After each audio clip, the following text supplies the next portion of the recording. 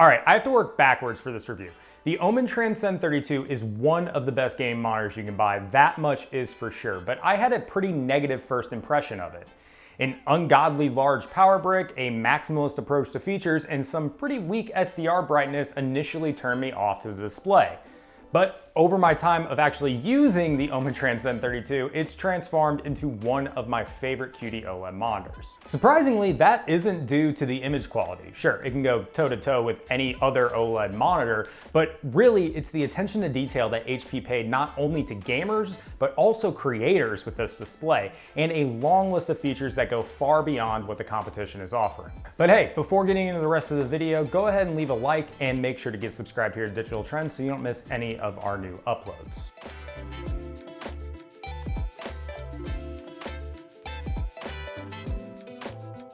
All right, let's rattle off some specs here. This is a 32-inch QD-OLED monitor. That means the panel comes from Samsung Display, and it's a 3rd gen QD-OLED panel, which solves some text clarity issues that we've seen on previous versions. It's a 4K monitor, so that has a resolution of 3840 by 2160, and it's certified with VESA's Display HDR True Black 400. HP claims a contrast ratio of 1.5 million to 1. Technically, it's an infinite contrast ratio, and a response time of 0.03 milliseconds. None of this should be surprising if you've seen any of our other OLED reviews. And just like several other OLED monitors we review on this channel, particularly the 4K 32-inch options, it has a 240 Hz refresh rate. There's no curve here. HP is using a flat panel. That shouldn't be surprising given the other options on the market, but it's worth noting. Finally, keeping in line with the competition, HP is asking $1,300 for the monitor, but I've seen it go on sale for around $1,000.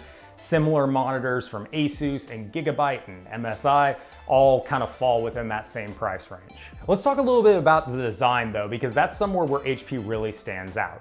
There are several new monitors packing the same QD-OLED panel, but you won't mistake the Omen Transcend 32 for any other display. It's very unique, due in no small part to its white finish. Looking at the display brings back how I felt about the Alienware 34 QD-OLED the first time I saw it. The monitor is different, at least visually. The white particularly stands out with the square RGB bias lighting on the back of the monitor, which you can adjust through the menu. There are static and custom colors, but also breathing effects and color cycling. It's large and very bright, which is more than I can say for the weaker bias lighting on most gaming monitors. Although the white finish looks great, I don't love how far it extends. The white backing comes all the way up to the edge of the display, leaving a thin white strip around the borders of the screen. It's not a deal breaker, but it was a little distracting at first. Elsewhere, things aren't as rosy. For starters, the stand. It's a slim design with decent room for adjustment, including 90 degrees of pivot and 25 degrees of tilt, but there's no swivel. I can live with that considering there's a 100mm by 100mm VESA mount via a bracket HP includes. My bigger issue here is cable management and one insane power brick. For cable management, HP took the same approach as Samsung did with the Odyssey Neo G8. Make sure to check out our review of that monitor. Instead of a channel running through the stand, you get a small hook to run your cables through at the back of the monitor. It's not the best solution, and you'll probably be left with some cable bulk. A proper routing channel helps clean up that mess, especially with HP's back-facing inputs. That's a quibble, but the power brick is a criticism. HP includes a 480 watt power adapter in the box. It is unironically the largest power adapter I've ever seen. No, not the largest for a monitor, the largest period. It's bigger than a Mac Mini, just the brick, and the cable's thick enough that you think you're plugging something into a server. It's huge. At the very least, HP puts that massive power brick to good use. I've never seen a monitor that has more power flowing through it. The highlight here is really a USB-C input with 140 watts of power delivery.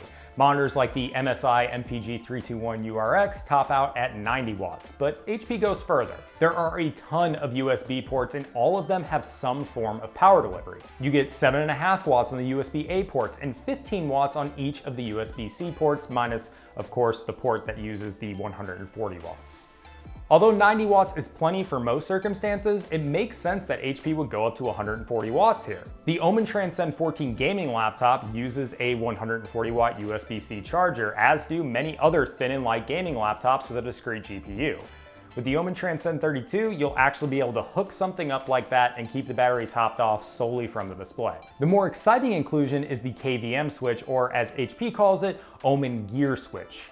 The branding is actually pretty important here because this isn't just some standard KVM. You can independently control every USB port and transfer it between one of two inputs. You can also choose your two inputs, so you're not locked to two specific types of ports. If that wasn't enough, you can even transfer files between two PCs on separate inputs if you have the Omen Gaming Hub installed.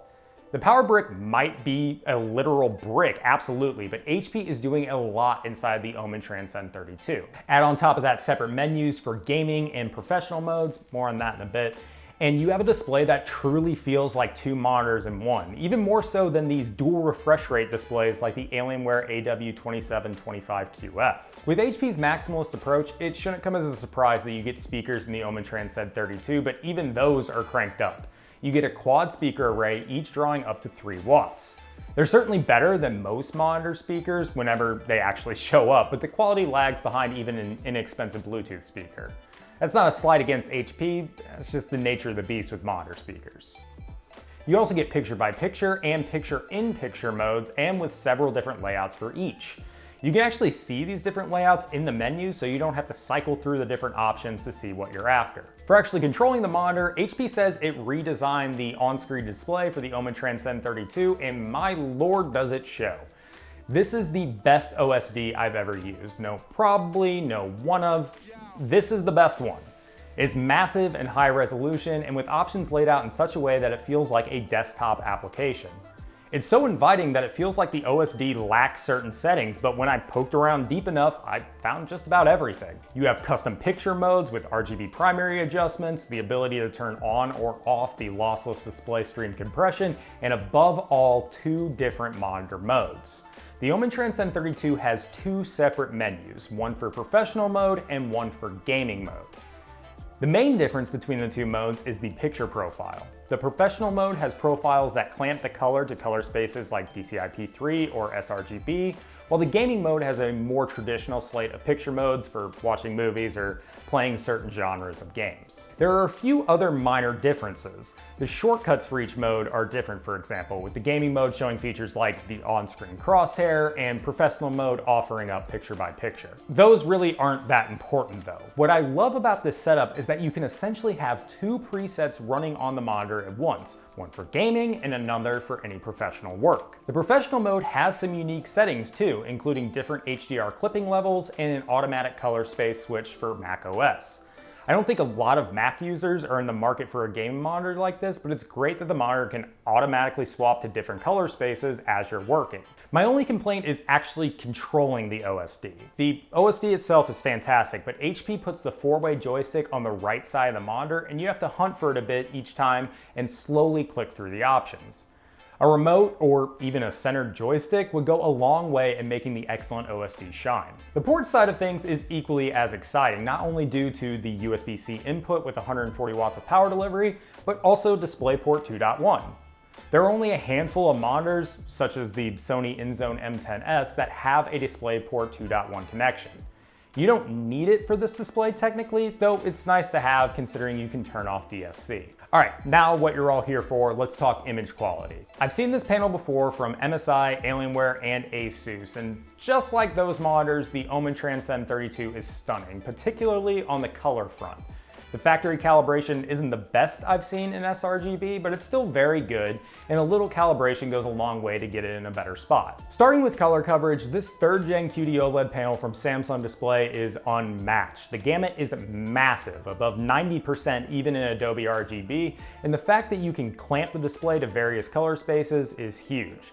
This is a great gaming monitor, but unlike its competitors, it's also a great productivity monitor. That's due to the careful attention HP placed on the professional mode, not only with different color spaces, but also features like downstream RGB adjustment to match the display to a reference monitor, and quick controls to force HDR on or off in the OSD.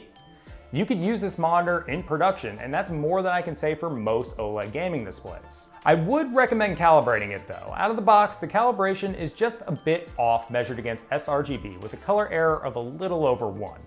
That's by no means a bad result. It's totally usable for basic photo and video editing, but I've seen this panel put out much better results out of the box before, particularly on the Alienware 32 QD-OLED. Once again, we have a review of that monitor.